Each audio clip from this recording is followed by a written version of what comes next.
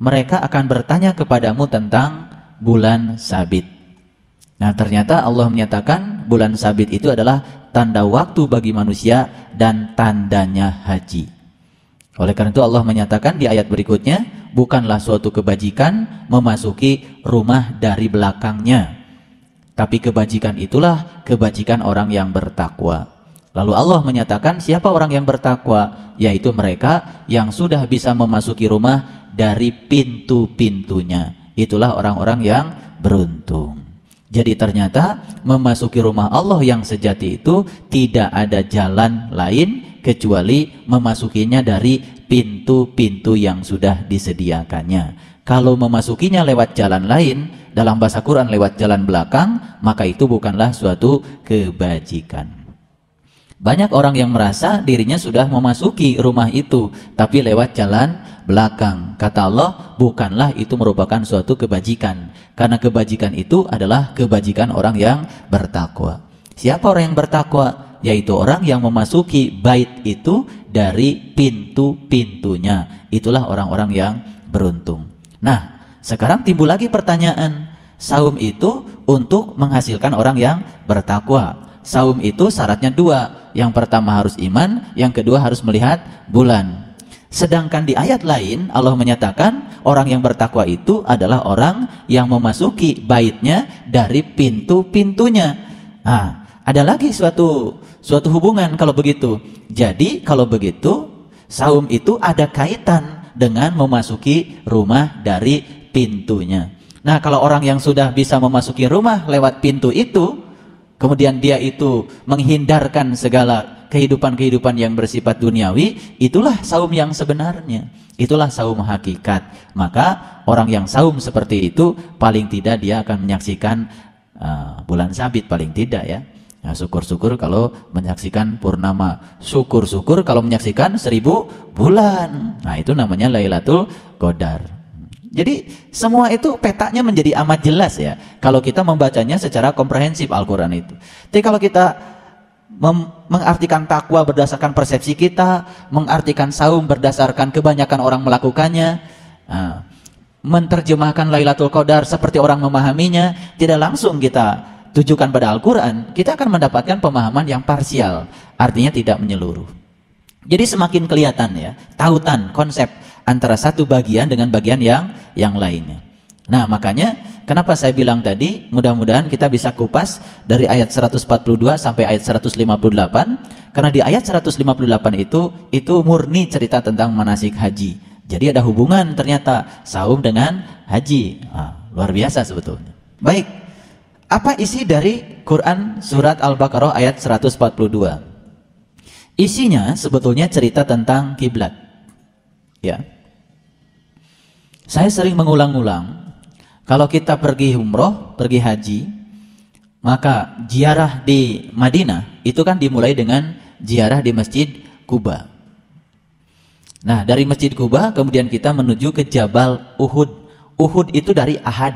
Ahad itu sebetulnya adalah satu. Nah, setelah dari Jabal Uhud kemudian kita menuju Qiblatain. Dari Qiblatain baru kita pulang menuju Madinah Al-Munawwarah. Itu adalah suatu etape perjalanan ziarah yang diajarkan Rasulullah. Nah, Masjid Quba apa? Masjid Quba itu adalah masjid yang dibangun atas dasar takwa. Cerita takwa lagi. Jadi cerita Quba itu cerita takwa lagi. Jadi memasuki Masjid Quba yang sebenarnya adalah harus dengan takwa. Sedangkan takwa di ayat tadi dikatakan memasuki pintu lewat pintu, memasuki bait lewat pintu-pintunya. Nah, ketika kita masuk ke Masjid Quba secara syariat, biasanya kan kita melaksanakan sholat sunat tahiyatul masjid. Lah, apa bedanya dengan memasuki masjid-masjid yang lain? Kan kalau memasuki masjid yang syariat memang disunatkan tahiyatul masjid. Nah, tahiyat itu artinya menghormati. Masjid itu adalah tempat. Tahiyatul masjid, sholat menghormati masjid. Memangnya kita nyembah masjid? Bukan. Kita itu adalah menyembah Baitullah. Baitullah itu bukan tempat. Baitullah ya Allah itu sendiri. Jangan kita memandang kalau ada rumah ada orangnya. Orang dan rumah Berbeda. Tapi kalau kita memandang kata Baitullah dengan Allah, jangan seperti kita memandang kita dengan rumah kita. Ada rumahnya, ada penghuninya. Tidak seperti itu. Pada tingkat yang lebih tinggi lagi dari pemahaman spiritual, Baitullah itu apa? Ya Allah itu sendiri. Itu pada tingkat yang lebih lanjut. Nah, makanya memasuki Baitullah adalah memasuki Allah sebetulnya. Nah, jadi oleh karena itu maka ziarah di Madinah itu dimulai dengan apa? Memasuki Masjid Quba. Nah, Masjid Quba itu ada hubungannya dengan takwa. Bagaimana memasuki bait supaya kita takwa? Bagaimana memasuki bait dengan jalan takwa? Memasuki bait dengan jalan takwa, kata Allah, adalah masuki dari pintu-pintunya. Berarti Masjid Quba itu ada pintunya. Iya dong, kalau nggak ada pintunya nggak bisa kita masuk. Nah, tetapi pintu yang mana? Pintu yang mana? Pintu yang disediakan oleh Allah secara khusus. Jadi kalau begitu Masjid Quba tidak di sana. Masjid Quba ya di sini. Lebih dekat kepada kita, melampaui dekatnya urat leher kita. Makanya setelah memasuki Masjid Quba, berikutnya kita akan memasuki Jabal Uhud. Jabal itu kan gunung. Uhud itu adalah ahad. Ahad itu satu. Jabal Uhud adalah gunung tempat menyatu. Makanya Jabal Uhud itu ya, Jabal Uhud itu panjangnya 7 kilo. Muncul lagi di situ angka 7, luar biasa.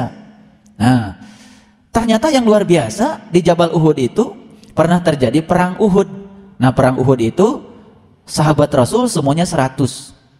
Yang meninggal 70, yang hidup 30. Luar biasa lagi. Ya, angka yang muncul di situ adalah angka 7 dan 3. Ketika kita bisa mengkosongkan yang 7, itu namanya mematikan yang 7. Maka kita akan mendapatkan kehidupan 3. Betul nggak? Nah, yang 3 itu apa? Nur Insani, Nur Muhammad, dan Nurullah. Nanti kita akan bahas di sini. Di rentetan ayat ini akan kita bahas. Ini biasa, mukadimahnya dulu supaya masuknya nanti tidak terlalu sulit. Pemanasan dulu. Luar biasa ya. Jabal Uhud itu panjangnya 7 km. Sahabat Rasul yang terlibat perang Uhud 100. Yang meninggal 70 dan yang hidup 30. Memang untuk bisa menghidupkan itu harus dengan cara mematikan. Nah, saya pernah cerita kalau kita punya telur. Telur itu kalau dipecahkan dari luar, semua bakal kehidupan di dalam telur itu hancur. Paling jadi telur mata sapi. Jadi kalau telur dipecahkan dari luar, dipecahkan dengan kekuatan dari luar, semua bakal kehidupan di dalam telur itu musnah. Tapi kalau telur itu dipecahkan dengan kekuatan dari dalam, maka ternyata begitu pecah menghasilkan suatu kehidupan baru yang bernama anak ayam. Dan anak ayam nanti jadi ayam remaja. Setelah itu dewasa, kawin. Menghasilkan puluhan telur lagi, dipecahkan lagi dari dalam, menghasilkan kehidupan. Satu telur bisa menghasilkan miliaran kehidupan. Demikian juga belajar spiritual. Kalau belajar spiritual dengan kekuatan dari luar, begitu yang mendorong tidak ada, mati. Tidak ada kehidupan spiritual. Tapi kalau spiritual itu dibangun dengan kekuatan dari dalam, dari malak dari dalam, dari tekad dari dalam, dari rasa dari dalam, itu yang akan menumbuhkan kehidupan spiritual. Jadi kenapa banyak orang seperti sudah berspiritual, tetapi tidak hidup spiritualnya, boro-boro menghidupkan dirinya, boro-boro menghidupkan lingkungannya, menghidupkan dirinya saja dia tidak bisa, karena dia sangat bergantung pada kekuatan dari luar. Itulah spiritualnya syariat. Makanya kalau orang belajar agama dari syariat, cuman disembah raga, dia cuma mengandalkan dorongan-dorongan dari luar. Isin upami teu ngaos, isin upami teu salat, isin upami teu puasa. Dorongannya semua dari luar, tidak akan pernah menumbuhkan kehidupan. Dorongan dari luar bahkan justru akan mematikan kehidupan yang di dalam. Tetapi kalau dorongan dari dalam, kekuatan dari dalam, itu yang menghasilkan banyak kehidupan. Makanya banyak orang yang belajar spiritual dengan dorongan dari dalamnya, bukan sekedar dia menghidupi dirinya sendiri, tapi dia memberikan manfaat kehidupan pada orang lain. Ayo kita pecahkan telur itu dari dalam, dengan kekuatan dari dalam. Jangan pecahkan dengan kekuatan dari luar. Bagaimana memecahkan telur dari dalam? Bagaimana membangun kekuatan dari dalam? Kekuatan dari dalam diri kita yang luar biasa adalah kekuatan Allah. Karena dia yang maha kuat. Disebutnya juga Al-Qawi, yang maha kuat. Jadi kalau kita ingin membangun kekuatan dari dalam, berarti dengan cara mengenalkan diri kita kepada Allah. Jadi cocok dengan kata-kata Nabi yang mengatakan bahwa awalnya agama adalah ma'rifatullah. Nah, ma'rifatullah inilah yang akan membangun kekuatan dari dalam. Jadi kalau belajar agama dari syariat sama saja dengan memecahkan telur dari luar. Tapi belajar agama dengan memulainya dengan ma'rifat itu sama dengan memecahkan telur dengan kekuatan dari dalam. Makanya beda. Orang yang cenderung pada kekuatan dari luar, ikhlasnya sulit. Ikhlasnya pun ikhlas-ikhlasan. Tapi orang yang memecahkan kekuatan dirinya dari dalam, ikhlasnya ikhlas yang benar. Nah, makanya kenapa kita tidak maju-maju dalam belajar spiritual? Karena kita terlalu mengandalkan kekuatan dari luar. Itulah yang disebut dengan ria. Ada ria nifak, ada ria adat. Ria nifak itu artinya melakukan sesuatu karena ada keinginan, ada muatan. Itu masih dorongan dari luar. Dorongan dari luar. Mau tahajud karena ada keinginan. Itu keinginan itu dari luar. Mau duha karena ada dorongan dari luar. Itu dari luar. Makanya tahajudnya rajin, duhanya rajin, tapi tidak tumbuh spiritualnya. Karena dia didorong oleh kekuatan dari luar. Ada lagi yang disebut dengan ria adat. Ria adat itu apa? Melaksanakan sesuatu karena bergantung pada adat. Lumrahnya orang seperti itu. Nah, ikut Jumatan karena lumrahnya. Di sini pada Jumatan. Ikut tarawih karena lumrahnya di sini pada tarawih. Itu namanya ria juga. Cuman rianya ria adat. Dorongannya itu dari kultur. Dari kebiasaan orang melakukannya. Itu juga tidak akan pernah menumbuhkan spiritual. Jadi saya berikan pencerahan sekarang. Kenapa banyak orang yang sepertinya sudah cukup rajin dalam beragama, tapi tidak tumbuh rasa kasih sayangnya, tidak tumbuh kepeduliannya, tidak semakin dewasa, tidak semakin berjiwa besar. Saya sampaikan kemarin waktu di radio, ciri orang yang berjiwa besar salah satunya apa? Orang yang berjiwa besar bisa mengolah kegagalan menjadi sesuatu yang berarti untuk menuju kepada suatu kesuksesan. Bahkan kesuksesan dia dibesarkan lewat kegagalan karena dia berjiwa besar. Tapi orang yang berjiwa kerdil, dia akan ditenggelamkan justru oleh kegagalan. Jadi kalau ada orang yang tenggelam karena kegagalan, itu artinya karena dia berjiwa kerdil. Tapi kalau ada orang yang bisa membuat kegagalan menjadi kesuksesan yang luar biasa, itu karena dia berjiwa besar. Bahkan dia menyadari bahwa sesungguhnya kegagalan adalah suatu proses untuk membuat kesuksesan baru bagi dirinya. Dia akan bangkit. Karena apa? Karena dia berjiwa besar. Saya sering katakan, gagal 7 kali tapi bangkit 8 kali. Itulah orang yang berjiwa besar. Nah, kapan orang berjiwa besar? Kapan berjiwa lapang? Kalau dia sudah menyertakan Allah ke dalam dirinya yang maha besar, yang maha lapang. Betul? Jadi masuklah ke Kuba untuk apa? Untuk menguhud, untuk mengesah bersama Tuhan. Nah, kalau sudah bisa mengahad bersama Allah, baru kita lanjutkan perjalanan kita ke kiblatain. Apa kiblatain? 2 kiblat. Nah, 2 kiblat secara syariat dipahami oleh umat Islam. Kiblat kita yang pertama dulu adalah ke arah Yerusalem, ke Palestina. Kemudian dirubah kiblatnya ke Makkah Al-Mukarramah. Kalau kita mikir secara logika, Palestina materi, Makkah juga materi. Palestina tempat, Makkah juga tempat. Jadi sebetulnya kalau kita itu mengubah kiblat hanya dari tempat ke tempat, itu namanya belum mengubah kiblat, belum kiblatain. Kita katakan sudah mengubah kiblat, tapi dari materi ke materi, cuman materi yang berbeda, untuk nama yang berbeda, itu belum kiblatain. Kiblatain itu kalau kita mengubah kiblat dari materi kepada yang tidak materi, itu namanya kiblatain. Jadi pada tingkat spiritual awal, Nabi Muhammad itu kiblatnya karena belum tahu dan kenal kepada Allah, mungkin saja masih yang bersifat materi. Tapi dengan perjalanan spiritualnya berubah kiblatnya kepada yang melampaui materi. Itu namanya kiblatnya 2 kiblatain. Jasmani kita materi, jasmani kita dihadapkan pada materi. Tapi jiwa kita bukan materi, harus dihadapkan pada yang bukan materi. Jadi kalau kita sholat itu harus 2 kiblatnya. 1 materi dihadapkan pada materi untuk keseragaman materi sehingga kelihatan menjadi luar biasa rapinya. Betul nggak? Tetapi jiwa kita yang tidak materi tidak bisa dihadapkan pada materi. Dia harus dihadapkan pada yang melampaui materi. Ah, itu pembukaannya. Sekarang kita baca ayatnya. Ayat 142. A'udzubillahi minasyaitonirrajim. Bismillahirrahmanirrahim. Ya. Sayaqulus sufaha'u minan nas ma wallahum an qiblatihim. Ya, allati kanu 'alaiha.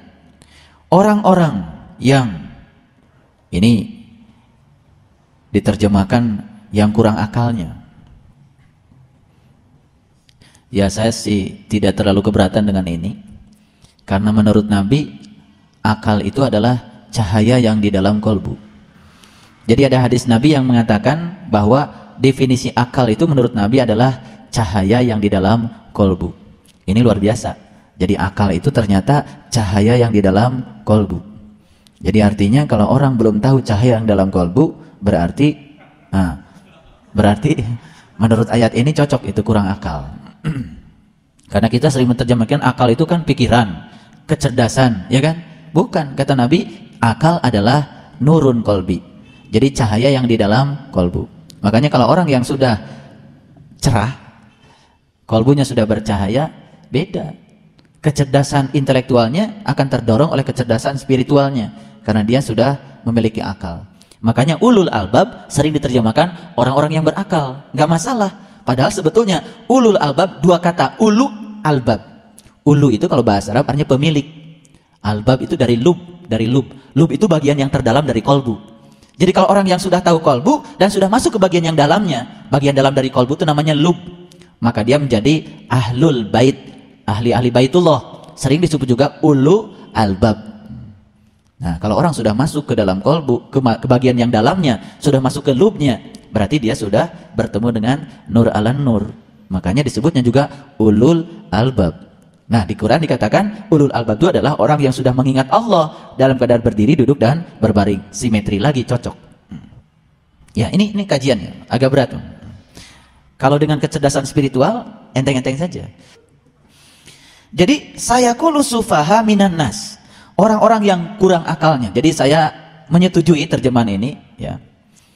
Di antara manusia akan berkata, ya, apakah yang memalingkan mereka dari kiblatnya yang dahulu mereka telah berkiblat kepadanya?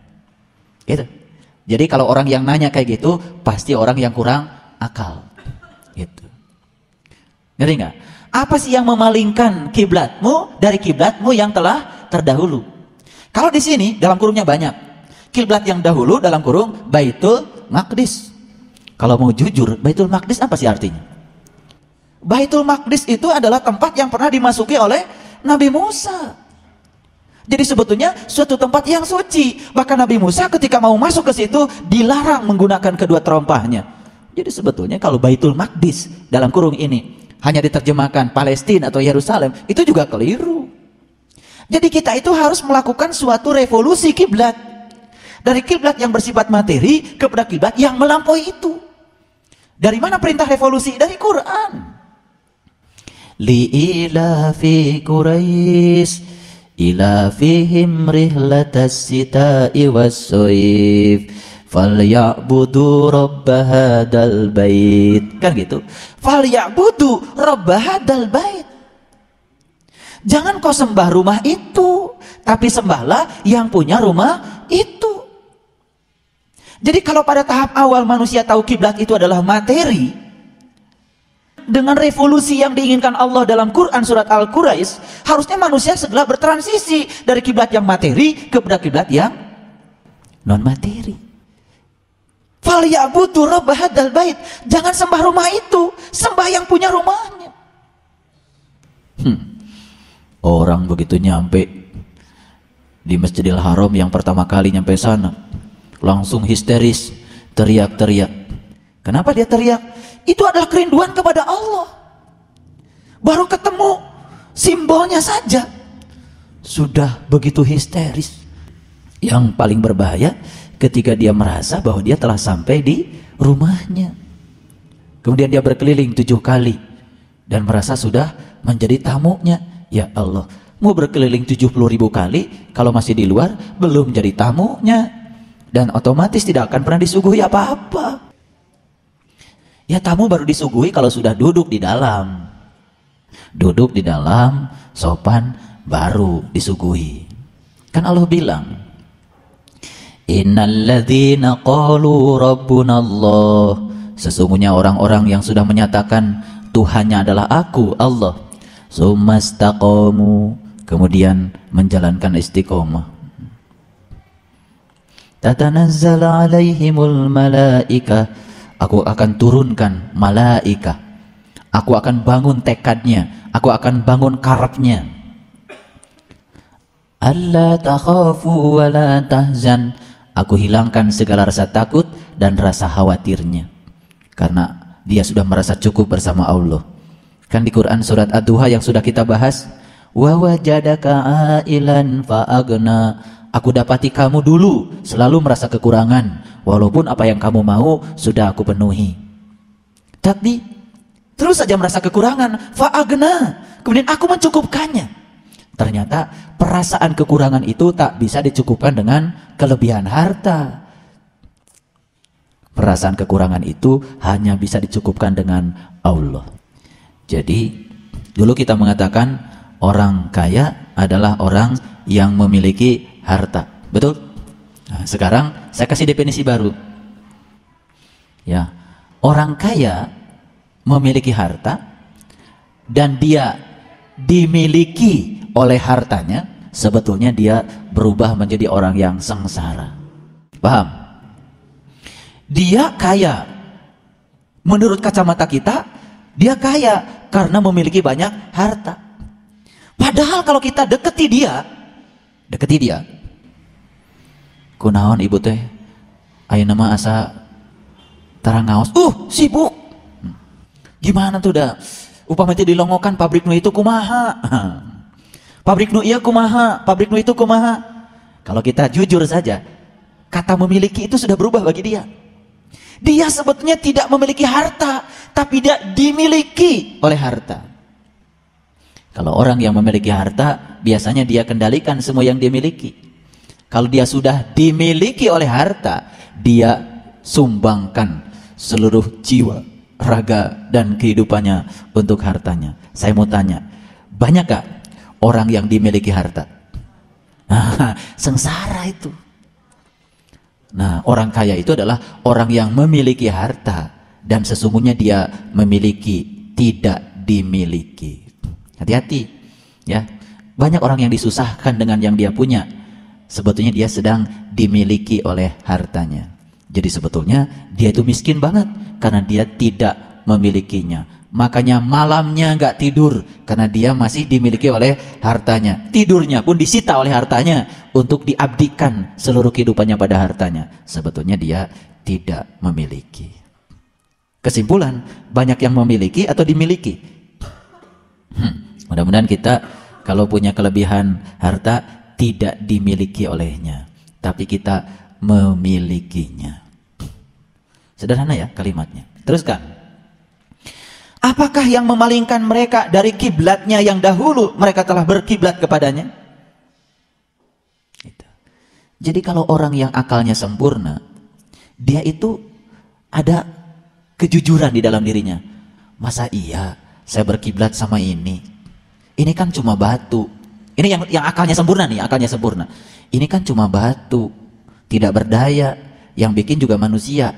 Maka saya berkiblat sama yang ini. Timbul suatu kegelisahan dalam dirinya mencari kiblat yang satu lagi. Ini yang akalnya sempurna. Tapi yang kurang akalnya malah ngeyel. Ngapain kamu cari kiblat yang lain lagi? Kan cukup ini. Itu kira-kira kalau menggunakan bahasa saya. Ngerti nggak? Jadi Quran itu harus dibahasakan dalam bahasa yang lebih jernih gitu supaya jadi kelihatan yang punya akal dengan yang nggak punya akal. Berapa tahun kita juga nggak berakal.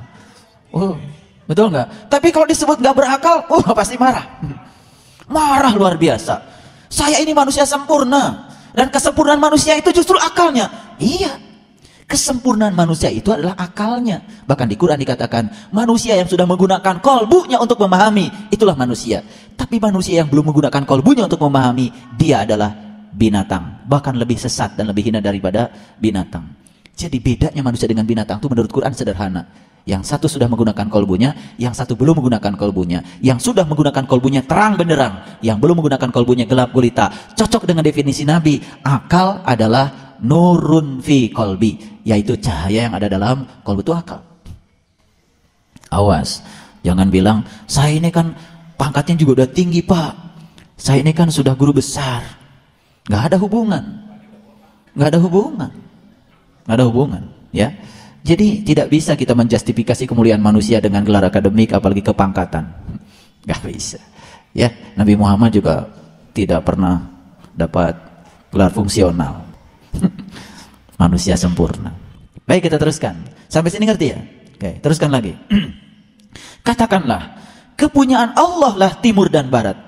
Dia memberi petunjuk kepada siapa yang dikehendakinya ke jalan yang lurus. Subhanallah. Jadi ketika kita gelisah, masa iya kiblat saya yang kayak gini? Masa iya saya harus mengkiblati yang kayak gini? Gitu. Kalau ada keraguan, kemudian dia mencari, maka Allah bilang, Yahdi mayyasha ila sirati mustaqim. Aku akan tunjuki kamu ke jalan siratul mustaqim. Masih ingat dulu?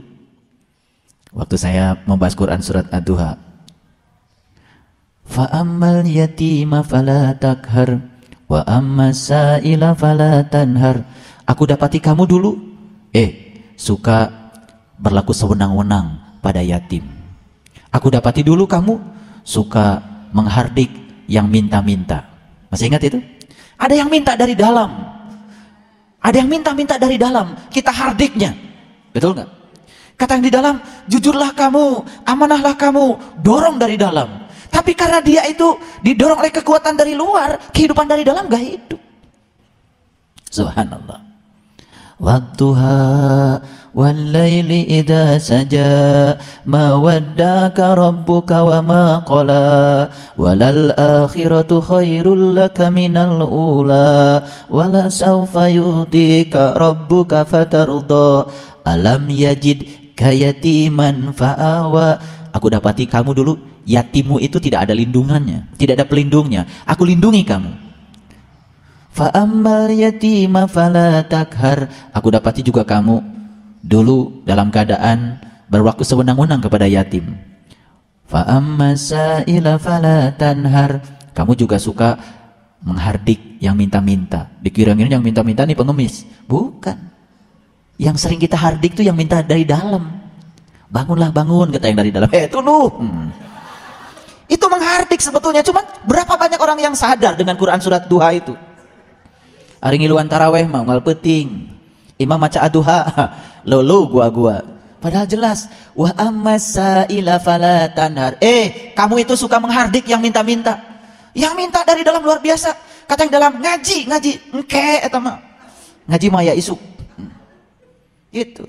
Tahajud, sholat, dorongan dari dalam luar biasa. Karena yang dari dalam itu cuma minta didekatkan pada Allah sajalah, itu saja. Tapi kita hardiknya dia. Jelas. Subhanallah. Luar biasa. Katakanlah, kepunyaan Allah lah timur dan barat. Dia hanya memberi petunjuk kepada siapa yang dikehendakinya. Tolong perhatikan. Yahdi mayyasha ila siratal mustaqim. Allah akan menunjukkan kepada yang dia kehendaki ke jalan siratal mustaqim. Siapa yang akan dikehendaki? Yang tadi itu, yang gelisah. Ada apa sih pada diri saya, kok saya merasa kurang? Padahal pangkat sudah naik, mobil sudah kebeli, kue lebaran sudah banyak. Tapi ada yang kurang pada diri saya. Apa sih yang kurang itu? Gak ngerti mereka. Sebetulnya yang kurang itu adalah Allah belum bersama dia. Karena kata Allah, tidak ada yang bisa menutupi kekurangan-kekuranganmu kecuali aku. Wa wajadaka ailan fa'agna. Kamu selamanya akan merasa kurang.